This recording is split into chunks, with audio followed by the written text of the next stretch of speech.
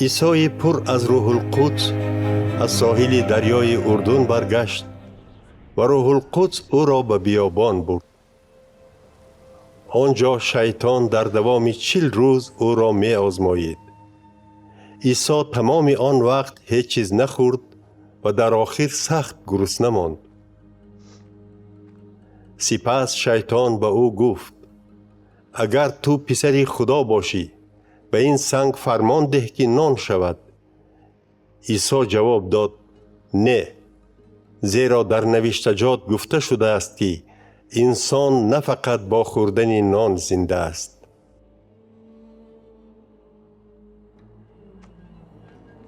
بعد شیطان او را به بلندی برده از آنجا در یک لحظه همه مملکت‌های جهان را به او نشان داده گفت: اگر تو به من سجده نمایی، من تمام اختیار حکمرانی کردن و همه شکوه و زیبایی آنها را به تو می دهم، زیرا آنها به من داده شدند و من آنها را به کسی که خواهم می دهم.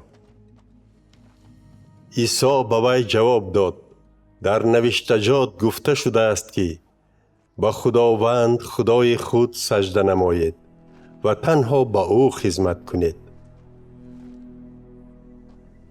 بعد شیطان او را به اورشلیم برده به جای بلندترین معبد خدا گذاشت و به او گفت: اگر تو پسر خدا باشی خود را از اینجا به پایان پرتا، زیرا در نوشتجات گفته شده است که خدا به فرشتگان خود درباره تو فرمان خواهد داد که تو را محافظت کنند و آنها تو را در بالای دستانشان خواهند برداشت تا که پایت به سنگ نزند. نه، جواب داد عیسی، چون که در نوشتجات گفته شده است که خداوند خدای خود را نسنجید. بعد از این شیطان وسوسه های خود را بس کرد و تا پیدا شدن فرصتی موافق از عیسی دور شد.